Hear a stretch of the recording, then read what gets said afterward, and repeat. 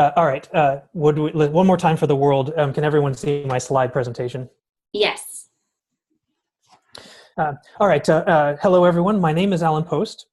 Today, I'm going to be giving an overview of Lobste.rs, Lobste.rs, which is a technology-focused link aggregation website that I am the systems administrator for. We'll just go from there. So there are a lot of link aggregation sites in the world. Lobsters is similar to Slashdot or Hacker News, although those sites have dramatically more users than I do, so it's an unfair comparison for them for me to put myself in that box. We see 12 to 15,000 unique IP addresses every weekday,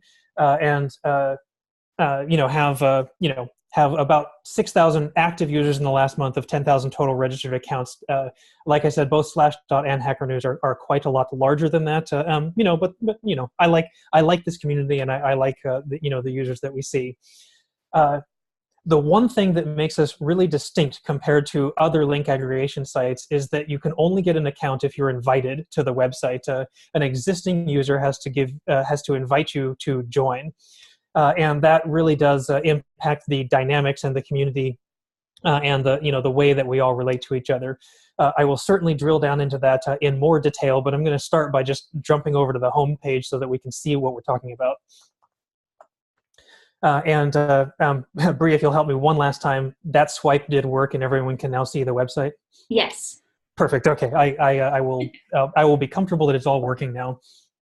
All right, so link aggregation websites, the happy path is that a user submits an article that they find interesting, and then users on the website vote on those articles, and the most highly voted material bubbles up to the front of the homepage, and that's what we see here, where the very top entry is 1 divided by 0 equals 0, under the math tag, which is that yellow tag next to the blue title, and then on down.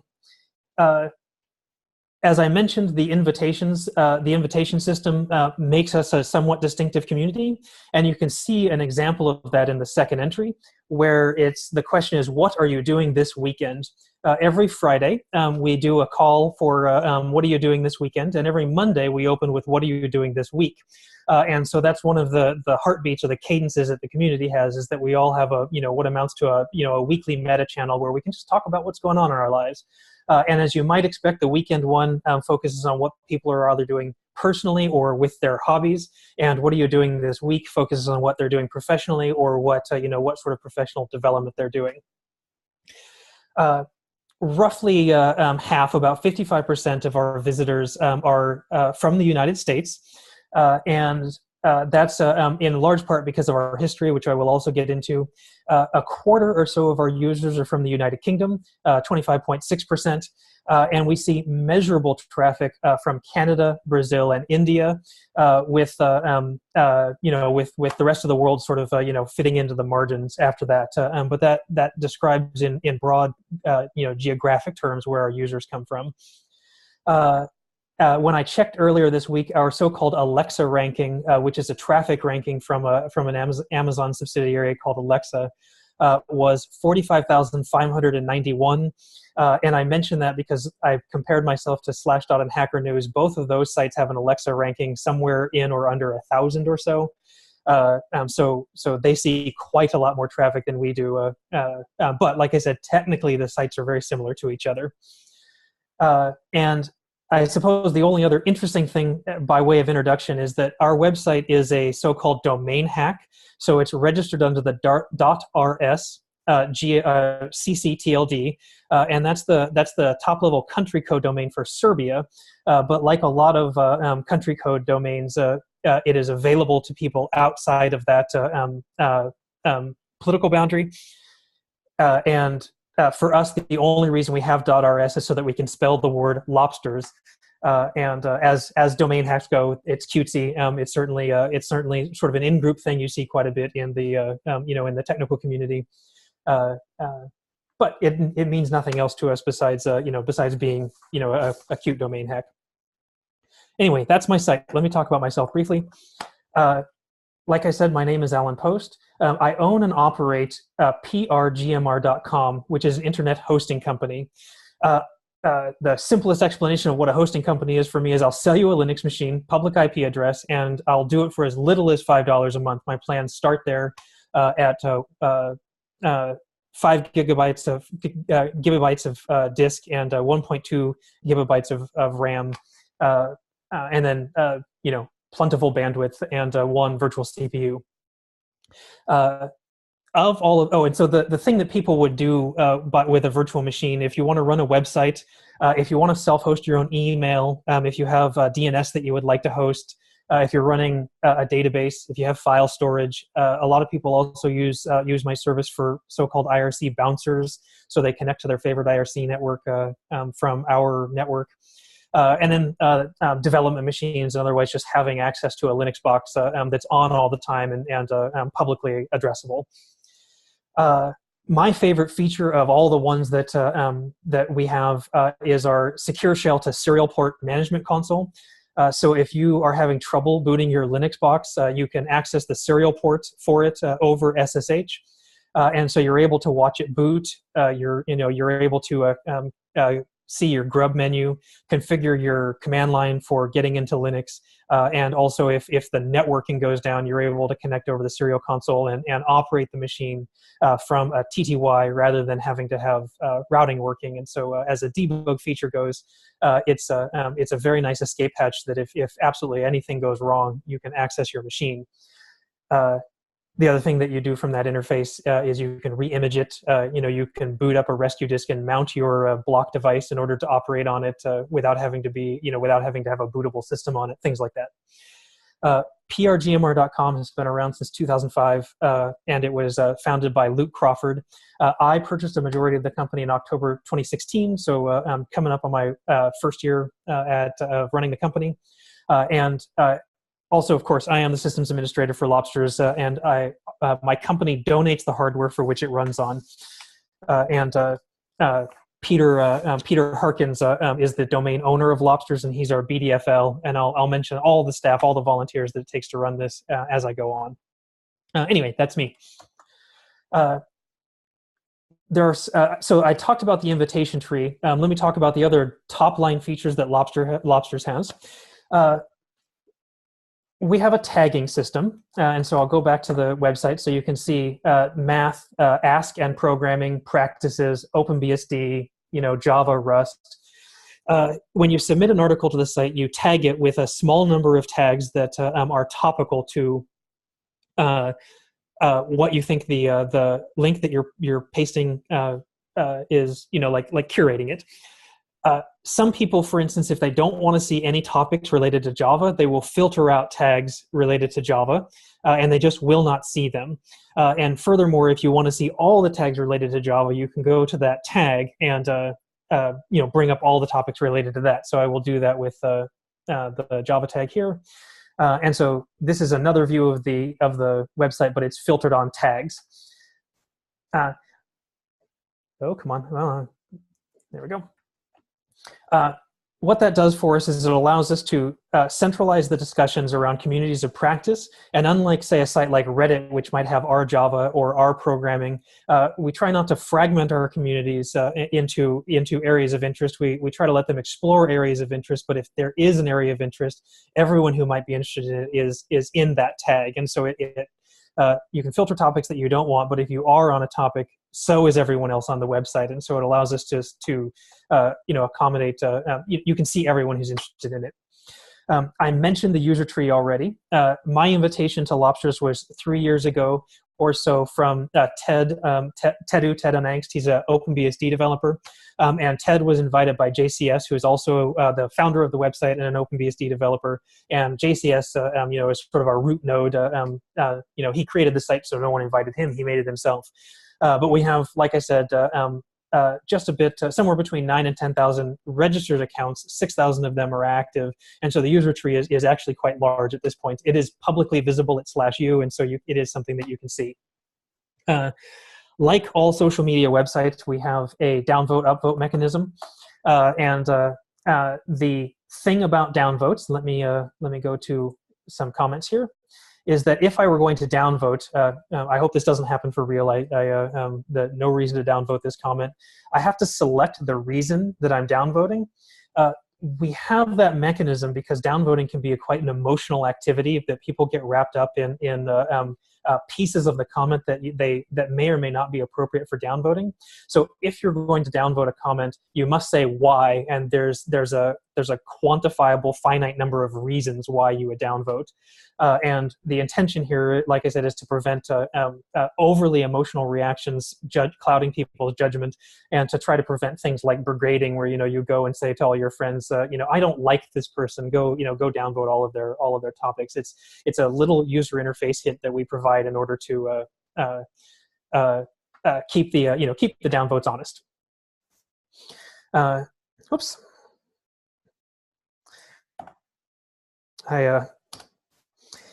You'll have to excuse me. I don't have access to my back button in the full screen, so I've just now clicked myself forward and can't get back to my site. 1 second, please.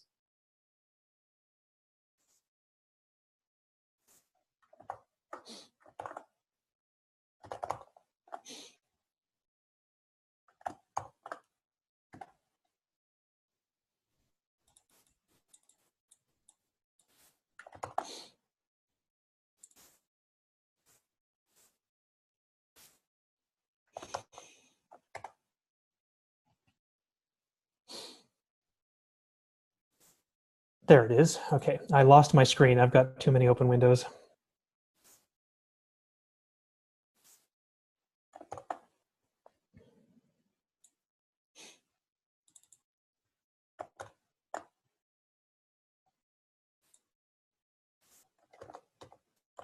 Okay, excuse me for all of that. I'm going to go through the history briefly. It's somewhat interesting, and it is illustrative to our last point here: strong commitment to transparency. I'll talk about that some. The website came online on July 1st, 2012. As I mentioned, it was created by Joshua Stein, JCS. He did so because he was shadow banned from Hacker News the month or two before. Shadow banning is a moderation technique that appears on quite a number of websites. Where the person banned is able to interact with the website normally, but the comments they make and the stories they submit are not visible to other users. And so it's like a gray listing, or a tar pitting, if you're familiar with email spam filtering, where everything looks okay to the user in question, but no one else can see their comments or submissions. We do not do shadow banning for the reason being primarily and certainly sufficiently that the entire purpose of the site was to try to experiment and find and succeed at running a site without having to play games like that. And that is where our transparency comes into. I'll talk about that in a little while. After about 5 years, JCS announced that he was done running the website. He'd like to hand it off. And in that conversation, he wound up handing it off to Peter Harkins, PushCX. And Peter assembled the team who now runs the website, including myself. That was when Programmer began hosting Lobsters, 9-10 months ago, or however long that was. So I'd been a member for a couple of years, but when JCS announced that he was ready to go, I stepped up to be his hosting platform and to be more actively involved in the site. Just as a fun bit of history, earlier this year we did hold a fundraiser on Lobsters as help to the Unicode Foundation, which was looking to officially adopt a new emoji for Lobsters, this is one of the ways that the Unicode Foundation does their own fundraising is to, and also certainly community support for various bits of emoji. And so we were part of a broad group of people that got a new emoji added on account of the effort that we did on the fundraising we did with our users. All right. The source code for the website is 3-clause BSD, making it both free software and open source. The deployment scripts we deploy over Ansible, that is also 3-clause BSD. And so if you were interested in running Lobsters, all of the code is available, plus the recipe that we use to actually make it a running website. And so that recipe includes the database configuration, the website configuration. I'm not sure right this minute it has our email configuration in it. It should if it doesn't. The intention is for what it takes to run this website to be completely open and available both for inspection, improvement, and replication. We do have a good number of sister sites. I think we've got something like 11, so that at least 11 other people have taken the website and deployed it to a domain of theirs. Some have quite active communities. Some are single. The person running them is sufficient reason for them to be up. It's bookmark sites and things like that. Anyway, completely open and available to inspection. We're also quite friendly and available for people that are interested in adding feature requests, or people who are interested in standing up their own websites, or simple bug reporting. We do most of that over IRC, which I will get into. I mentioned some of this, but I'll surface it all directly. The software is Nginx, Ruby with Unicorn, Ruby on Rails, MySQL, Postfix, Ansible, all running on Ubuntu Linux. Traditionally, this would have been called the LAMP stack, Linux, Apache, MySQL, PHP. There's no cute, nice acronym for describing Ruby on Rails websites like this, but this is an evolutionary improvement or modification to a LAMP stack. Instead of Apache, we run Nginx. That is where we do SSL termination. So we have a SSL certificate from Let's Encrypt, and Nginx is the piece of software that manages that. And Nginx really benefits from historical perspective here, in that it has a very nice interface for separating incoming requests from the fast CGI work queue that something like Ruby or Ruby and Unicorn do. And so that separation both lets us manage all of the SSL termination, do all of our logging, things like that, and then the requests dump right into a fast CGI work pool, and that's all Ruby code. So the website itself is all implemented in Ruby. We use MySQL. The website works with Postgres. We certainly could use that in production. We're not, largely for historical reasons, but yeah, we're on MySQL. We have an email gateway so that when new stories are announced, they are sent out to subscribers if people are interested in that. And furthermore, if you want to comment on the website, you can do so from your email client by replying to either the comment that you're notified of or the story that you're coming in. And so we've got a two-way email gateway, and that is all handled with Postfix. Postfix is a modern mail client that feels very SendMail-like, although the design is quite different. It's very much like a tank as far as software goes. It's got lots of configuration options. They are mostly straightforward if you have a rudimentary understanding about the unfortunate complexity of running an email system. But when I have had trouble with Postfix, it's also what we run at Programmer. So and we do email-based support, as well as all of us are really quite active over over email. We write a lot of email, get a lot of email. It allows us to respond to things. If we're suffering an unusual spam attack, if somebody has begun rate limiting at us because of some problem that we see, things like that. Postfix gives us lots of knobs to turn. As I mentioned, we deploy with Ansible. The software in this space that is comparable would be Puppet, Chef, SaltStack. The thing that I like about Ansible is that you don't have to have a running daemon on your box. It runs over SSH and is able to bootstrap a configuration management interface over SSH. And since we already have SSH for the sysadmins, both Peter and I, it's nice not to have extra software on top of that. We can just deploy via Ansible. The other thing that Ansible does is give us a public record of what it takes to bring the site up. And when one of us needs to make a change, like a commit has to go into a Git repository, and the other person is able to see what happened. And so recently we had a commit go in that broke the email gateway, actually. And the fact that we had a public record of that change made it straightforward to go find what happened, correct the bug, and then push a new change. And so it was a way for Peter and I to collaborate without having to be there at the same time or even talk to each other before a change goes in. So we're able to stay decoupled from each other. we're running Ubuntu. When JCS was running the site, he was running on an OpenBSD. We have experimented with running it on NixOS because of the nature of being able to roll back configuration changes on NixOS. We did not get very far in that experiment. The documentation for NixOS was frustrating for us, and we stopped. Peter wrote a nice blog post about that, and the NixOS community is somewhat active on Lobsters, and they were helpful, at the close of that experiment. But that we didn't go forward with it. We're still on Ubuntu. Oops. Great. So that's the stack, and now I want to talk about what our users do. The thing about websites is that there's lots of ways to participate, and there's the happy path certainly by submitting and commenting articles. But my goodness, most of our participants are readers. They don't comment. They don't submit stories. They just read the material every day. Like, I think, a reasonably common social media website, we have what would be called a high bounce rate. People come onto the site, they maybe click one or two links, and they leave again.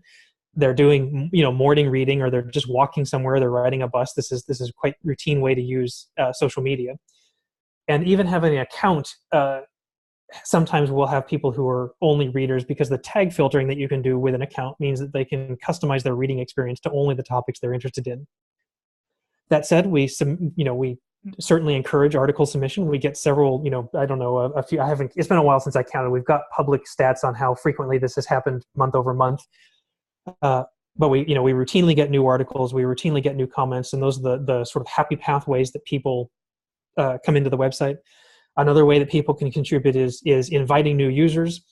Our Freenode channel, Pound Lobsters, was registered in 2015, and that is one of the significant ways we bring new users into the site, is that they come onto Freenode in order to ask for an invitation, introduce themselves. Another way that we have inbound traffic to Lobsters is people share links to the conversations happening on our website on their own websites or other social media. And so sometimes, depending on the topic, the best conversation is happening on Reddit or Hacker News or Slashdot. Sometimes it's happening in ticket tracking systems, so we outlink to those. And then also from time to time, the best conversations are happening on our website, and so those links head into our website. So sharing links like that allows us to both find better conversations and to surface the best conversations externally that we're having. Certainly also long tail contributions, but very important to us. Bug fixing. We recently being this week, received a bug report that it was difficult to click the comment link if you were on Safari on iOS. And so we had a user report this. One of our developers grabbed a screenshot and experimented, confirmed the problem. Peter was able to get a patch in within 24 hours, and we deployed to the website. And then the person who Calvin, who was the one in the conversation, circled back to the user, asked them to report. And so from an offhand comment on IRC saying, "I really wish this was easier to do on Lobsters," 24 hours later, we had a fix deployed, and that user just said, "Yeah, that's quite a lot better. Thank you." The bug fixes are we're much more responsive to bug fixes like that than feature requests. Feature requests pretty much need to come with a pull request. But we do have people that are interested in adding features to Lobsters because of the sister sites that we've got, because there are other social media websites that they work on, and there are a variety of protocols that people like using to tie together social media websites. And so the most engagement that we've had on both feature requests and feature implementation actually comes from the Fediverse or Mastodon communities, which are developing a lot of protocols like ActivityPub, and there's one that's like pingbacks called Web Comments, I think, and people interested in now having inbound and outbound control of Lobsters over those protocols. And so that's where sort of the active community-based development on the website is happening. And certainly also just people talk about us. I was in a conversation yesterday, and like I often do, I brought up Lobsters, and one of the people in the conversation had heard of the website. That made me quite pleased. But we talk about ourselves, and people that like our website talk about us too. Okay, the invitation thing, like I said, is novel and interesting, and so I want to talk about that. The invitation process helps us deal with spam. We find that if you have to ask somebody for an invite, or if you have been invited by a friend of yours, you're more likely to make valuable contributions and comments that it will be worth our readers' time to see what you have to say. And so fundamentally, invitations are there a sign of approval. We do solicit people to actually ask for invitations, and we do, IRC is, like I said, the primary way that we process those solicitations. And the reason that we are active about soliciting people to ask is that invitations basically are a demonstrated interest in technology, but they're not elitist. We don't have closed membership other than you must be interested in technology and be capable of making valuable comments. But like I said, invitations can be for the purpose of somebody adding their own tag filters, and so the barrier to get an invitation is reasonably low. But it's not a means test either. You don't have to be somebody. You don't have to share your bank account details to make sure that that you're financially qualified. Nothing like that. Being interested in technology is enough.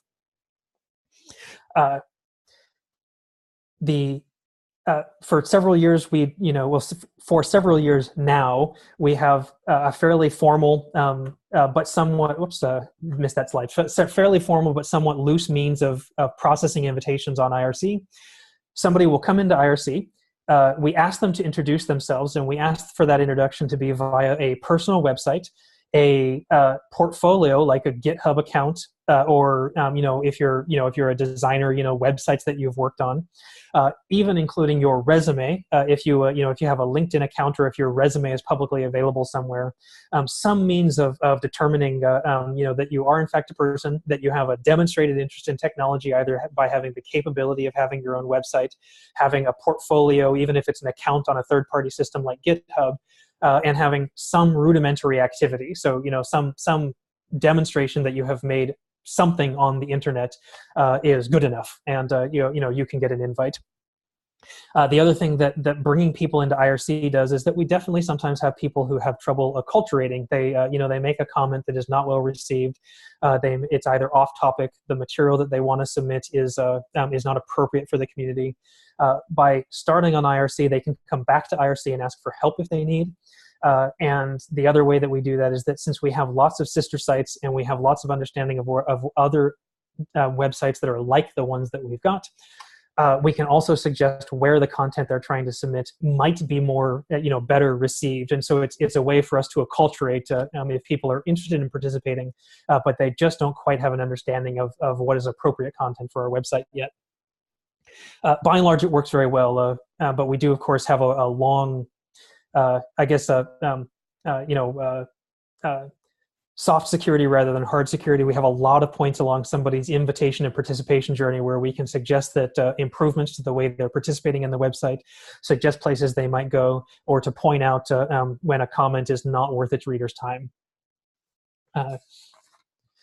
And coming to that, I will talk about the volunteers. So Lobsters is completely volunteer run. We have no source of income. And so everything that we do is either donated or paid out of pocket by our volunteers. We have one BDFL that's a benevolent dictator for life. This is a very common means of organizing an open source project, and that is Peter Harkins. And the really nice thing about a BDFL is that when there's one of them and there's a decision that the body cannot make, the BDFL can make it, and then we can all move on. And so if we're arguing about something, if we cannot come to an agreement about something, or if we just don't quite know that we're making the right decision, we appeal to Peter, and Peter resolves our problem, and we move on. It takes quite a number of people to actually make this run smoothly, and for the most part, Peter does not have to put on his BDFL hat and put his foot down, but it's available to us to settle any arguments that we might be having. We have two systems administrators, myself and Peter. These are people with root access on Lobsters. It's important to both identify and enumerate these people because we're the people who have technically full access to the database, and so we are capable of viewing, say, the private messages on the website. Though we are capable of doing that, neither of us read private messages not intended for us. But it's important to because of transparency to at least mention that we're capable of it. One of the implications here is that when JCS handed the site to Peter, he deleted all of the private messages that were in the system prior to September 2017, because those people wrote those private messages with the understanding that the only people who were capable of reading them were JCS. And given that that was a changing capability, JCS decided to eliminate all of those messages under the assumption that some of them may not have been written should it have been capable for either Peter or I to read them. At any rate, perhaps a minor point of order, but from a transparency point of view, crucially important to understand who has what capability and also what they have committed to, promised to do or not to do. There is in the sort of the broad community of systems administrators something called the Systems Administrators Code, and that largely and quickly goes: you will have access to private and confidential information. Having access doesn't give you the right to see it, so don't look at it. I've run systems like this for years and years and years, and that's just part and parcel to being a system administrator. All right, we have 3 moderators. They have special access to the website. They're able to perform things like deleting stories, changing tags. They can wear hats and make official proclamations. They are able basically to have powers that regular users don't. Every time a moderator exercises their power, that power goes, there's a moderation log written. So this is another bit of transparency we have. So these 4 entries that are roughly in the middle of the screen, on the 9th, Peter went through and made some comments, added a hat, changed and in the action described why he made a change. So basically, anytime somebody makes a moderator action, that is publicly logged and available to inspection by everyone on the website. We have 4 IRC channel operators. They are also enumerable. Channel operators have powers on IRC that other users don't, including the ability to kick or ban people from the channel. They're otherwise similar to the website moderators, just a different context. Over the lifetime of the project, 71 individuals have contributed patches. So there are 71 contributors to the Lobsters.git repository, 24 of those in the past year. So we do see quite a broad community of people providing patches, changes, fixes, features. And then right this moment on our issue tracking system, we have 14 open tickets, about half of them that are tagged good first issue, meaning that if somebody is just getting started on the code base, that would be an issue that they could productively work on. It would be within their skill set. I spend actually a lot of time on IRC. I'm probably more active on IRC than I am on the website. We, as I have mentioned, are on Freenode. Freenode has been quite accommodating to us. They have a group registration, so we're able to officially register as a Lobsters group. We have 3 channels, our general chat channel Lobsters. Because tempers can sometimes flare, because people can speak on off-topic things, particularly like, say, US politics, and because those topics are not productive for this community, we have a channel called Lobsters Boil, that if the topic at hand is getting out of hand, or if it is not appropriate for that channel, those users can take that conversation to Lobsters Boil. So it's a space that we have specifically set aside for having emotionally charged topics, and they're therefore not in the our regular channel. Similarly, the stories that get submitted to the website are rebroadcast onto IRC, and one of the ways that the IRC conversation stays moving is that when a new story is submitted, it gets announced on the channel, and so we can talk about it. It breaks up the conversation if there's a lull or if something's happening, and but some people are not interested in the conversation, but they would like to use IRC as their feed of what's going on. So we also have a channel that does nothing more than have stories that are submitted rebroadcast over IRC. And so we have like half a dozen people in there who aren't just interested in the conversation, but are definitely interested in just seeing what's happening on the website. We're about the 150th most active by user count channel on Freenode. At around 300 users. It's been as low as 270, as high as 350. It comes and goes. Counting those users, in the last year, we've had approximately 1,000 people. Many of them are casual. They just come in, they have a problem to report, they'd ask for an invite. They're just saying something that they saw that they'd like to let somebody know about. So they come in, they have a quick conversation, they leave. This is something that Freenode makes really easy to do, and I'm really pleased at how easy that is for people to casually come in and chat with us. And certainly the other thing about IRC is that it scales in a way that a lot of other chat platforms do not. It feels very much like being in a auditorium or a coliseum, rather than say a small room or I guess like an amphitheater and not like a parlor. It's a bit, it is a bit is maybe understating it. It is difficult to understand what is going on if you are new, and Freenode has certainly been very helpful to us that way by making it easy for casual people to drop in. Finally, the channel bot Mock Turtle is the piece of software that announces new submissions. I wrote that bot. I wrote the rebroadcast bit for it, and then I used an open source piece of software called Sopal to make the rest of the bot somewhat interactive. It's got a lot of interactive commands, and it's part of the flavor of the channel. But it is the piece of software that takes submissions from the website and drops them into the chat. But it's also, for instance, got a messaging service. And so if we have a drop-in user who comes and goes and you want to tell them something, but they're not there right now, you can leave a message with the bot, and when the person comes back on the IRC later, the bot will come in and say, oh, hey, so-and-so was looking for you, and this is what they had to say. So it's a mechanism for keeping the channel coherent as the conversation rolls through and as people come and go. So IRC, pretty important to this community. Hardware-wise, we have tried to keep Lobsters quite simple. One of the things that really pleases me about the website is how reasonably large it is and how simple it is on the back end. It's running as a single Xen DOM-U. So programmer runs Xen as its virtualization stack, and so every virtual machine is called a DOM-U. And so Lobsters is running one of those. It's a single virtual machine, 2 virtual CPUs, 6 gig of RAM, 30 gig of disk. It's using maybe a third of that disk. It's using almost all of the RAM.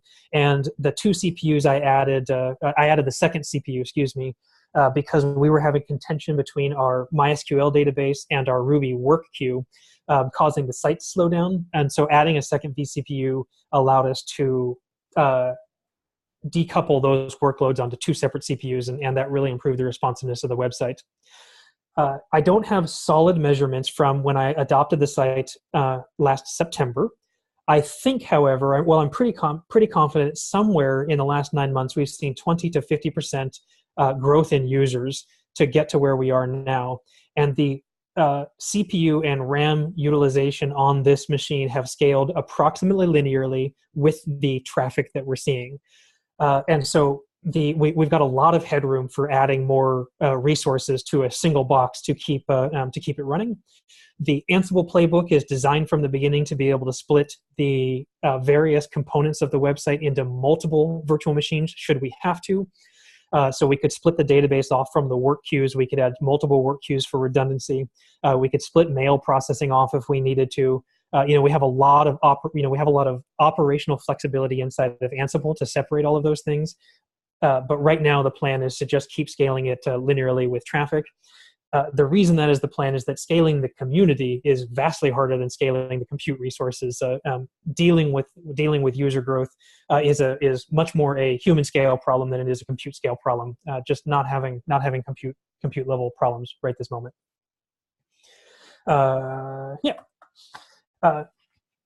We do. I guess there are people who are active and involved in supporting the website, and there's a turn of phrase that I really like, which is that if it breaks, you get to keep both pieces.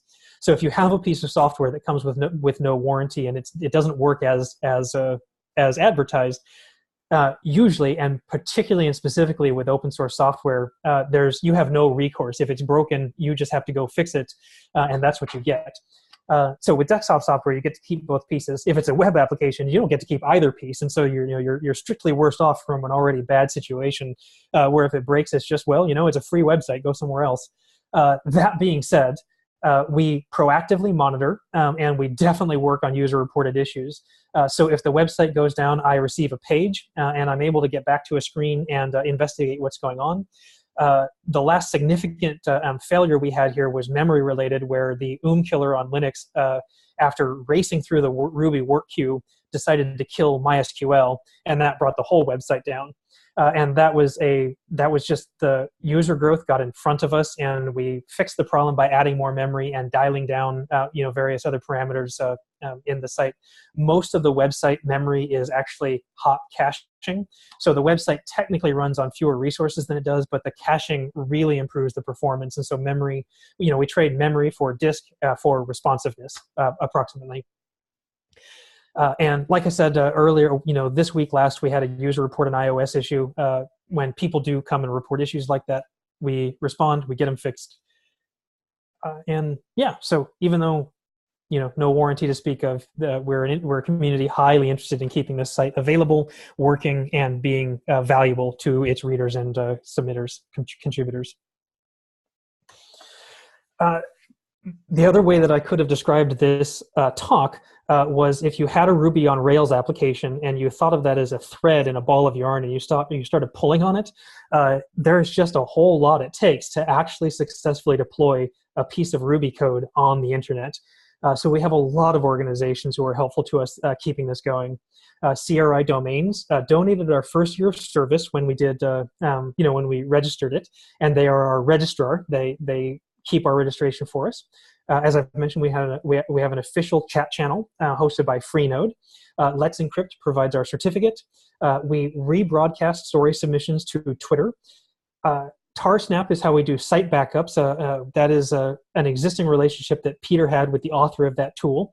And it is crucially important to do backups on a site like this, because if we have something where we lose data, or if the site goes down. So I'll pause there and say, on our hardware, we're running RAID 10, and so if a drive fails in the physical host that the site is running on, that is an operational concern, but it's not an emergency. We schedule replacement for that drive, show up to the data center, pull the old one out, put the new one in. Usually in the other order, we put the new one in, and then when it's done syncing, pull the old one out.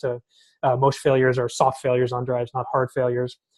So that protects the data, and on the account of a failure of a single drive, or multiple drives if necessary, but single drive. Two.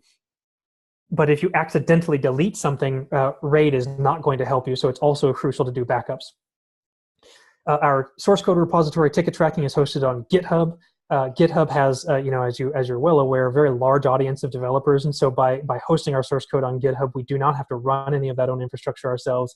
Plus, it gives us an audience of developers that we might not otherwise have. It is available to people in a way that just cloning a Git repository and working from the command line may not be. And as I said in the beginning of the talk, I host the CPU, disk, memory, and bandwidth to run the website.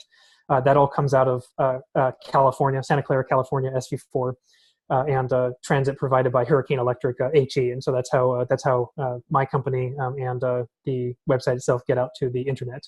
I actually have two transit providers. NTT is also there, but I roll over to one or the other rather than going across to both.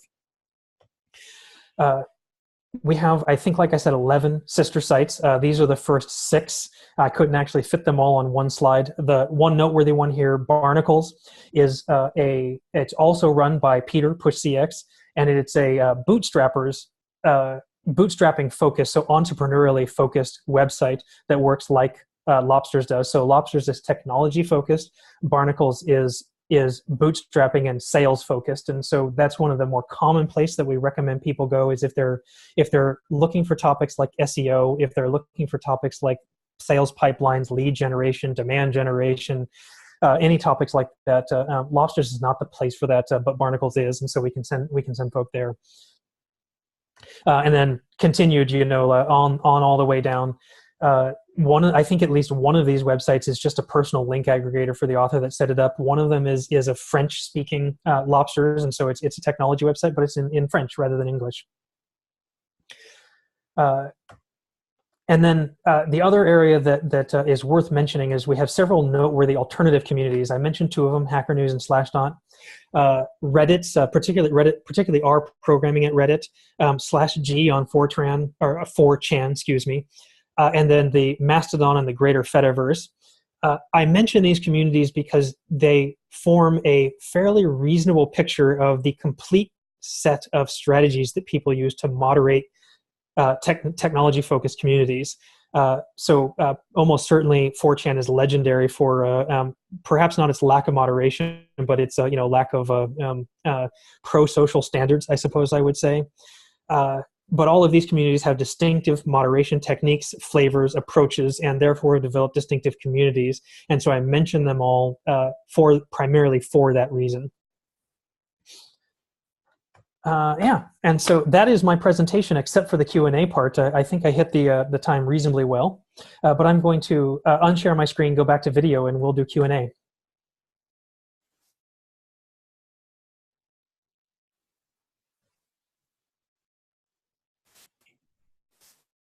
So we've got some time for a couple of questions. So if anybody wants to drop them in the chat feature, or if you want to unmute yourself, then you are free to do that.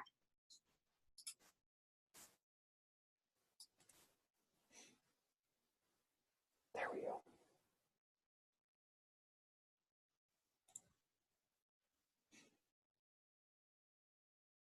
I lost my entire audience. That's too bad.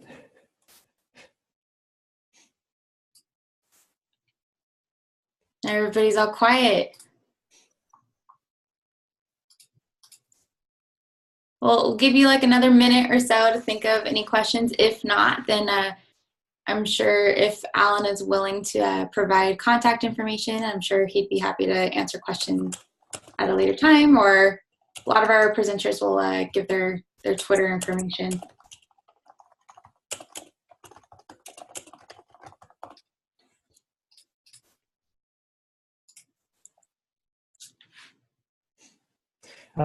Thank you, Bree, for fixing the video there. I could not figure out how to unshare my screen. So, very good. I think it's still sharing. So Donnie's asking in the chat that he said, I showed up halfway through. How would one contribute if they wanted to? Oh, great. Yeah, so we have an issue tracking system. I'm gonna type it out here. I believe that is our issue tracking system. I might have typed that wrong, but it is at least a hint of where you can go. If you wanted to contribute for the first time, go to our issue tracking system on GitHub, filter the tickets by good first issue tag, and those are small enough issues that are approachable for somebody who's not familiar with the code base. The other way that you can get help contributing would be to drop onto IRC into #Lobsters on Freenode. And all of the active developers are there to answer questions, to point you into the code base where you would like to go, and to otherwise support you through either brainstorming features, brainstorming implementations, getting a sanity check, as to whether something's a good idea. And so good first issues in the ticket tracking system, along with dropping into IRC to talk to the other developers, would be the the happy path for contributing.